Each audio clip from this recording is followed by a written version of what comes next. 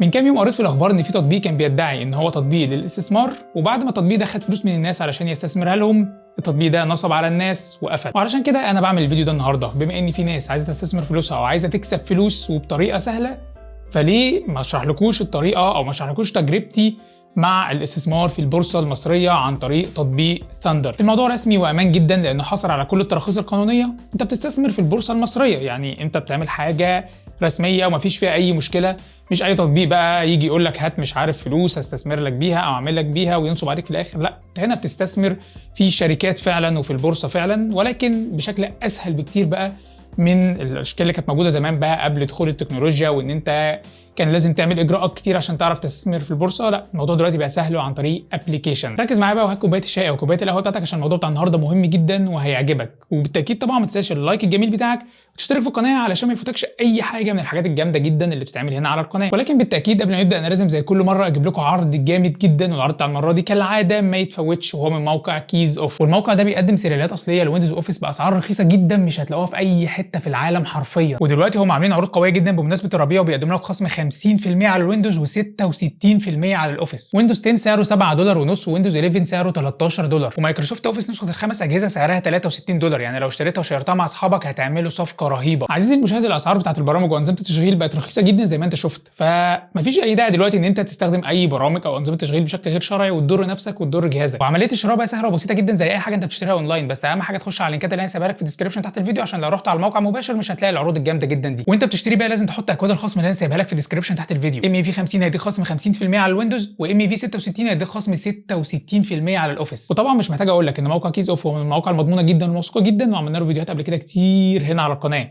فلو واجهتك اي مشكله في السير اللي انت اشتريته تقدر تبدله بكل سهوله او ترجعه وتاخد فلوسك، ده لان عندهم دعم فني شغال 24 ساعه طول ايام الاسبوع. انزل دلوقتي على موقع كيز اوف من اللينكات في الديسكربشن تحت الفيديو علشان توفر اكتر وتحمي جهازك. وقبل ما نبدا بقى في الفيديو بتاع النهارده لازم اقول لك ملحوظه مهمه جدا، وهي انا مش خبير اقتصادي ولا خبير استثماري، وانا مش احسن حد في الدنيا اقدر اقول لك تستثمر فلوسك في ايه وتشتري ايه وما تشتريش ايه.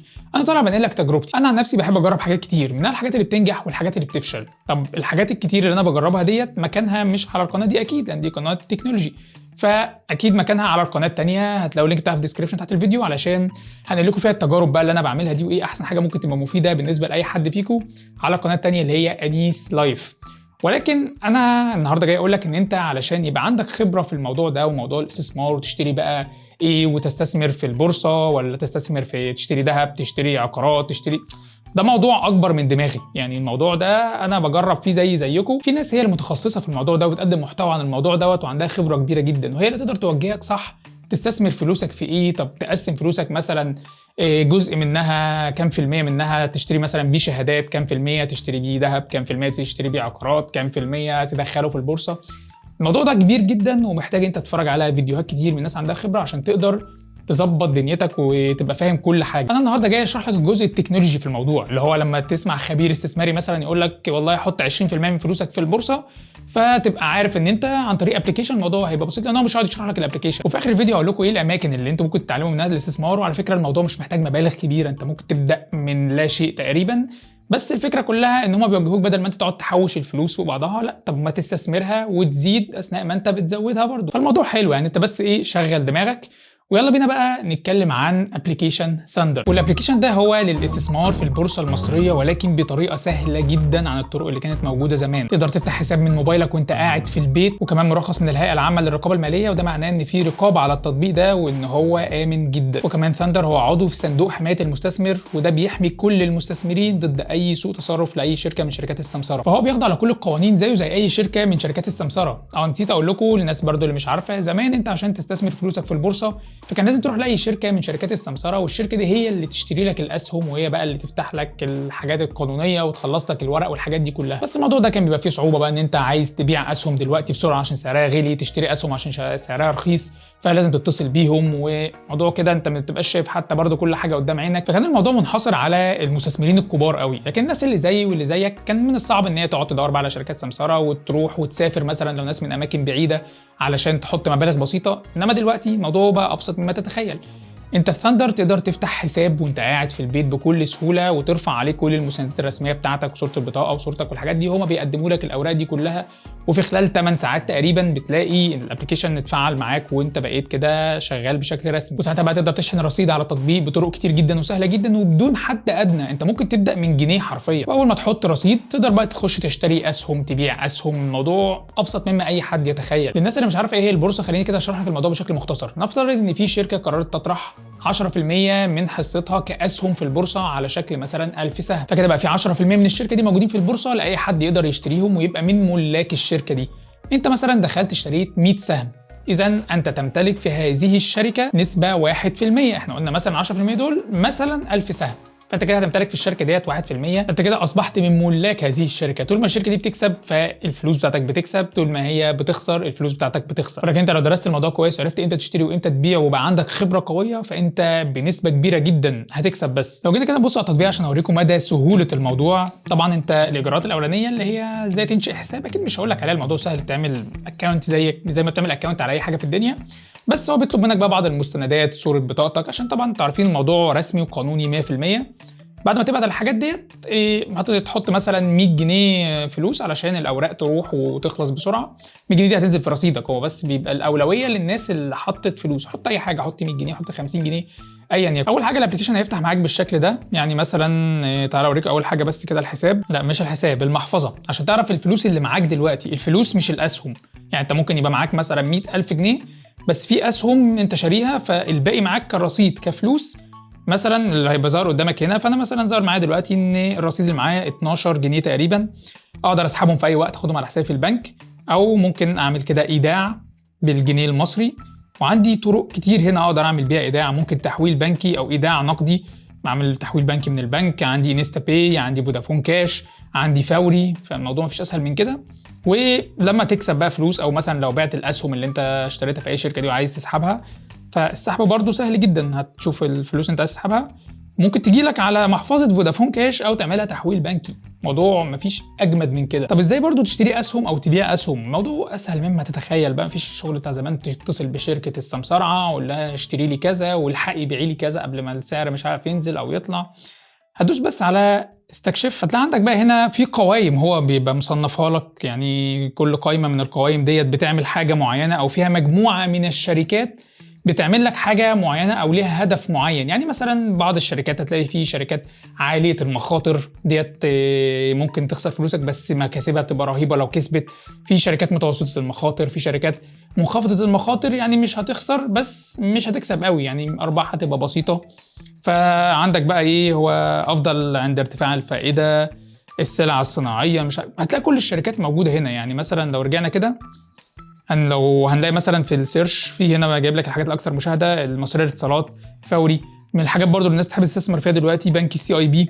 يعني مثلا دخلت على السي اي بي دلوقتي هتلاقي ان هو النهارده او في الايام ديت في انخفاض يعني في سعر السهم بتاعه.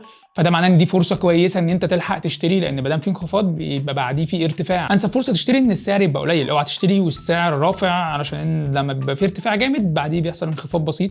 بس الجامد بقى لو جيت اوريكم حاجه، لو جينا مثلا كده لاخر 6 شهور يعني في اي حاجه، بص سعر سهم السي اي بي كان من شهر سبتمبر اللي فات 25 جنيه، النهارده ب 54 جنيه. يعني انت بتتكلم في اكتر من الضعف. يعني انت لو حطيت اي فلوس في شهر سبتمبر اللي فات كان زمانك واخدها الضعف دلوقتي. ده في السي اي بي، وطبق كده على شركات كتير جدا. فوري مثلا هتلاقي سعر السهم مثلا من 6 شهور كان 4 جنيه، النهارده سعر السهم 5 جنيه. لا فوري ما كسبتش كتير قوي، يعني 4 جنيه ل 5 جنيه دي زياده تقدر ب 33% مش 100%. طبعا زياده كبيره، يعني انت معلش لما تبقى حاطط 100,000 جنيه ب 130,000 ستيل في 6 شهور ده رقم رهيب، بس مش بقوه السي اي بي. انت بقى الخبراء اللي انت ممكن تتابعهم او يعلموك ايه اللي بيحصل في السوق، هتبقى عارف انت تخش تشتري ايه وتبيع امتى والكلام ده كله. طب انا بقى لي ساعه عمال ارغي في مواضيع اكبر من دماغي ونسيت الفكره الاساسيه اللي انا طالع اتكلم عنها اصلا، وهو الجزء التكنولوجي وهو الابلكيشن نفسه، ازاي تقدر تستخدم الابلكيشن.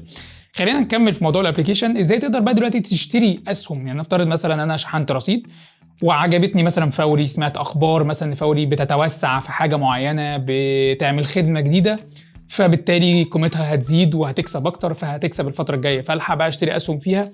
فهدوس كده على فوري، والله مثلا عايز اعمل شراء بقيمه نقديه ولا شراء بعدد الاسهم. ايه هقول له مثلا شراء بعدد الاسهم، والله انا عايز اشتري مثلا في فوري 100 سهم. طبعا انا دلوقتي معيش رصيد، الرصيد غير كافي، معيش رصيد ان اقدر اشتري بيه 100 سهم دول 8550 جنيه. لو في رصيد اول ما ادوس هنا هيتم الشراء، بس طبعا مش دلوقتي، يعني دلوقتي الساعه 2 بالليل. هيتم الشراء في موعد فتح البورصه تفتح الساعه 8، فالساعه 8 بالظبط هيتم شراء الاسهم ديت، ويبقى انا امتلك في شركه فوري 100 سهم. عايز ابيع الاسهم مثلا، نفترض ان انا معايا اسهم في فوري، فهقول له بيع، وبيع مثلا بعدد الاسهم، هبيع مثلا 10 اسهم. وطبعا انا معيش الرصيد او معيش اصلا اسهم اقدر ابيعها، ولكن لو معايا اسهم اقدر ابيع، ودول هيتحولوا من اسهم لفلوس في محفظتي. طب هتقول لي يا عم انيس في مصطلحات كتير قوي من اللي انت قلتها انا مش فاهمها، وعايز افهم اكتر وعايز اتعلم ويبقى عندي خبره في الموضوع ده، عشان حتى لو انا معايا مبلغ بسيط اقدر احطه واحوش في الاسهم مثلا الشركات علشان ابقى محافظ على فلوسي او فلوسي دي بتكسب. بص انت لو دخلت على موقع ثاندر فانت هتلاقي عندهم عاملين شرح ومساعده لاي حد لسه جديد في المجال ومحتاج يزود خبرته. تلاقي هو بيشرح لك بقى كل حاجه، يعني ايه صناديق استثمار، يعني مقدمه كمان عن البورصه تفهم ايه هي البورصه، واساسيات الاستثمار وازاي تدير اموالك، وموضوع كبير. يعني لو دخلت على اي حاجه كده من الحاجات هتلاقي بقى فيه شروحات كتير واسئله كتير جدا واجاباتها، علشان تبقى انت عارف كل حاجه وفعلا عارف انت بتعمل ايه. كمان في حلقه الدحيح عملها اسمها الاستثمار، والحلقه دي لازم تشوفوها، ما ينفعش حد يا جماعه ما يشوفش الحلقه دي، من اقوى الحلقات اللي الدحيح عملها في حياته بصراحه، وكل حلقاته جامده جدا، بس الاستثمار دي رهيبه. شرح فيها كل الكلام بقى اللي انت ممكن تقراه في اي حته واللي انت ممكن تدور فيه، جمعه كله في حلقه واحده، هتفهم كل حاجه تتخيلها عن الاستثمار. تيجي تقول لي يا عم انيس ماشي، بس انا برضو في الاول ما عنديش خبره وخايف ان انا احط فلوس مثلا او اشتري اسهم في احدى الشركات وابقى ما عنديش المعلومات الكافيه فالشركه دي تخسر، فاخسر جزء من فلوسي او اي حاجه من الحاجات دي. عزيزي المشاهد انت هتعمل زي ما انا عملت، ودي تجربتي اللي انا داخل انقلها لك النهارده في الفيديو. انت بيبقى في عندك حاجه اسمها الوضع الافتراضي، اول ما بتنزل التطبيق اثناء ما انت بتتعلم ده بيحط لك فيه فلوس وهميه، بيحط لك فيه 100,000 جنيه تخش تجرب فيهم وتشتري بيهم وتبيع، بس دول مش فلوس حقيقيه، دي فلوس بس للتجربه وللتعلم، عشان تشوف انت لما تشتري هنا طب انت كسبت ال 100,000 جنيه الافتراضيين دول كسبتهم هيبقوا قد ايه او خسرتهم هيبقوا قد ايه. وانا تجربتي مع ال 100,000 جنيه الافتراضيين دول ان انا كسبت منهم بعد تجاربي بقى وكل حاجه، كسبت منهم 150,000 جنيه. خليني اوريكم، لو رحنا كده على السوق الافتراضي فانت كده قلبت الابلكيشن كله لسوق تاني خالص، ابلكيشن تاني اكنك كده داخل باكونت تاني، بس الفلوس اللي فيه افتراضيه. تعالوا بصوا كده، معايا 256,000 جنيه، بس دول مش حقيقيين، دول افتراضيين. انا اصلا كنت واخد 100,000 بس، والكلام ده كان من شهر 6 أو 7 اللي فات، يعني تقريبا في خلال 8 أو 9 شهور قعدت بقى اشتري وابيع واتفرج على فيديوهات واتعلم ومش عارف ايه، خليت ال 100,000 جنيه الافتراضيين دول 256,000 جنيه، يعني كسبت 156,000 جنيه. يعني تخيلوا كده الفلوس دي كانت حقيقيه فعلا، وانا كنت حاطط 100,000 جنيه حقيقيين، كان زماني كسبت منهم 156,000 جنيه حقيقيين، ولكن ما ينفعش نقول لو، يعني ده رزق، ده بتاع ربنا. يعني كويس ان انا كده اتعلمت وحطيت بقى مبلغ، حطيت 100 جنيه في الحساب اللي هو الاساسي علشان يتفعل بقى معايا، وان الاوراق تروح بتاعتي وكل حاجه اتسجلت فعلا وتتفعل. جربت كده اشتري كام سهم زي ما اوريكم من شويه وخلاص اشتغل. فالفتره الجايه بقى يعني هجرب كده احط مبلغ على التطبيق في الحساب الاساسي بقى مش الافتراضي، والنتيجه بقى هعلن لكم عنها على قناه تانيه كمان كام شهر، وهقول لكم انا كسبت فعلا قد ايه بالظبط ولا خسرت ولا ايه اللي حصل، لان دلوقتي انا بقى بتعامل بفلوس حقيقيه. فالملخص عزيزي المشاهد ان انت ما ينفعش تقعد تحوش في فلوسك كده، لان انت كده بتخسر حرفيا، لان الفلوس بتزيد بالاستثمار مش بالادخار. دلوقتي الموضوع بقى سهل جدا ان انت بابلكيشن الموبايل تقدر تستثمر فلوسك ديت وتحوشها في حاجه فعلا فلوسها بتزيد وبتكسب احسن ما تقعد تحوشها وقيمتها تقل مع مرور الوقت. وكده احنا خلصنا. ما تنسوش بقى الفيديو عجبكم لايك للفيديو، تشتركوا في القناه، طبعا بقى على فيسبوك وانستجرام وتيك توك وتويتر وكل حاجه في الدنيا علشان يوصلكم كل جديد. شكرا جدا على المشاهده واشوفكم الفيديو الجاي. سلام.